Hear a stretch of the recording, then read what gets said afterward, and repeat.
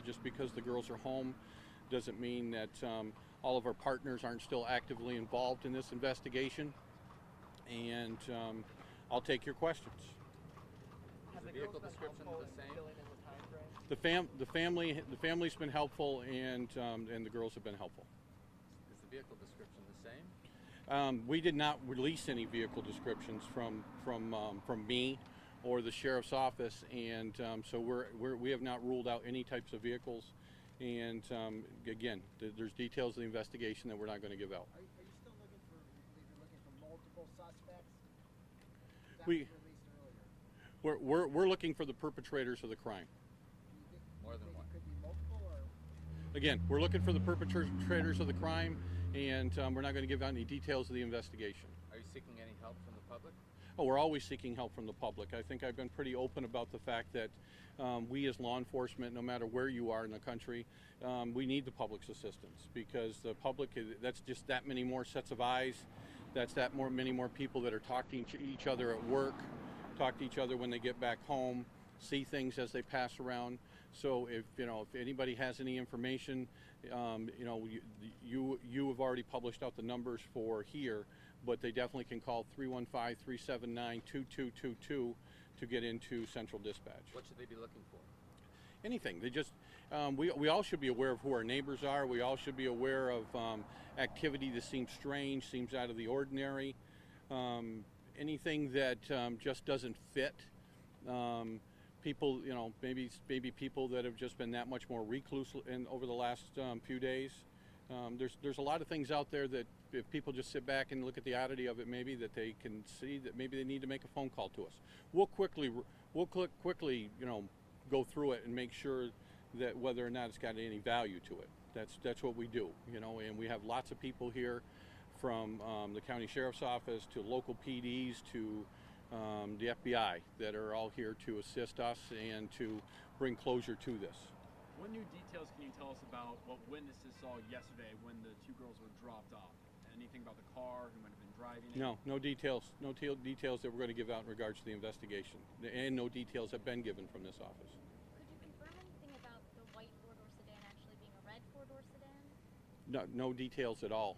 It's there was initial information that was given out that was helpful, way back in the beginning of this, and then we're moving forward with other information that was developed.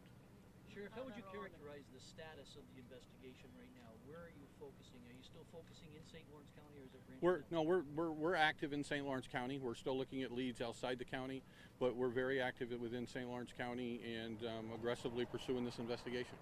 Are crews out right now looking at different fields? Excuse me? Are there crews out right now in different areas? There's been people out all night long.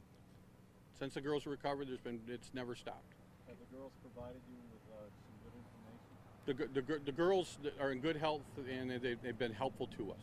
Can you talk about ultimately the success of the Amber Alert and the role that played in this? Oh, the Amber Alert is a useful tool. It's along with numerous other tools that we've utilized so far in this investigation, and the people that run the Amber Alert program have been awesome to work with, and so yes, it was a useful tool. What role did Mr. Stinson play in making sure these two girls were returned safe and sound to their home, and what information, if any, was he able to provide? Part 3 of that, Kevin, is why didn't he call 911 or the police and decide to bring them back to their home? The details of that are part of the investigation, and it would be wrong of me to release those details. Before, when we were talking about the girls and how they were taken, you guys released the fact that there was a white car, a four-door sedan. Now they've been dropped off. We don't know what kind of car that is. Does that mean we don't need the public's help in identifying that kind of car? We still need the public's assistance, and if more details come out that we're able to release that we need the public's assistance with, that's when we'll come out and we'll release it either in press release form or we'll come back out here to you. Can you say why at this point? Would it jeopardize the investigation? Yes, it would impede the investigation if I released any other details. Did it appear the girls were treated okay by their abductors, or? I don't want to comment on that in any way. There was an incident with some gunshots in Russell last night. Is that in any way? That was an unfounded complaint. Okay. And also, what are the challenges of respecting religious beliefs and getting evidence for?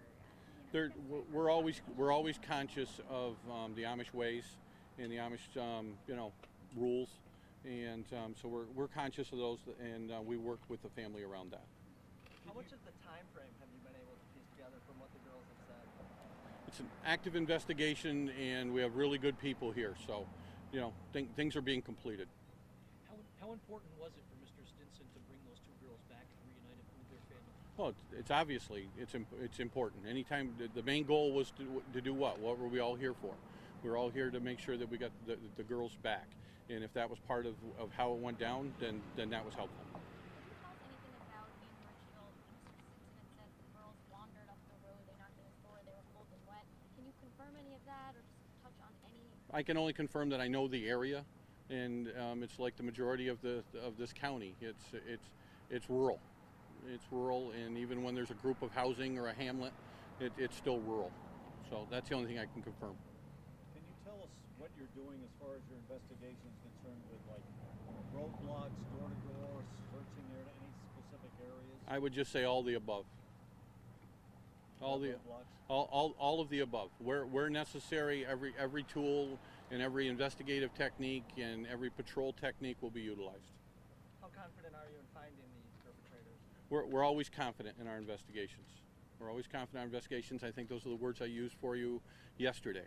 It is a confidence in the abilities of the people that work around us and their training, and we're making every effort and not cutting any corners whatsoever to find the perpetrators and to make the arrests. Do you mind addressing again whether the girls had any injuries of any type? No, I had no interest in speaking on that topic.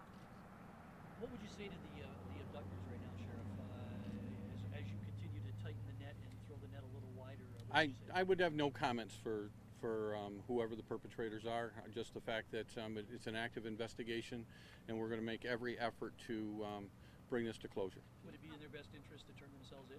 It's always in the interest of the guilty to come forward. Can you talk about, you have a lot of different assets and part of the task force? Same assets that we had before. I wouldn't utilize the word task force as much as just multi-agency cooperation. Different agencies bring different items to the table that we don't possess as an agency. So we're utilizing all the assets, and if there's anything we need, everything's on the table. Everything's available from those other assets. In light of the fact that a kidnapping would be considered a federal crime, I assume the FBI is involved in this? They're actively involved in the investigation. And the U.S. Attorney's Office, have they been involved as well? There's been contacts made with all levels. So would there be an attempt, do you think, for the feds to take control of any kind of prosecution, or what do you think? That's something that would be out there for a future discussion. But at this point, this is a local criminal investigation, and that's where we're moving. The fact that the girls were found so close to home, how did that change, or did it, the investigation? It's a big county. It's 2,800 square miles of county, folks, and they were found here in the county. So, if you were talking about this in a different setting, you would say that was quite a ways away. But to us, it's not. Is there any significance at all, Sheriff, in the fact that they were dropped off in Bigelow near a residence and drove away and told the girls to stay there? No significance other than the fact that it's in the county and it's part of our investigative area. What would have happened if speculate, I guess, but if Mr. Stinson did play a key role, how would you characterize the role he did play? He helped bring this to resolution. So, he's an individual who stood up and did what he feels was right at the time. Would you characterize him as a hero? I would characterize him as somebody that did the right thing. Thank you, folks. Have a good day. Thank you, Sheriff. You gonna schedule another talk later? Yes. Well, what are we talking? What's good for everybody? 4? I don't know what everybody's plans are. Okay. 4 o'clock, unless something occurs in the meantime. Okay. All right. Thank you very much. Thanks, Sheriff.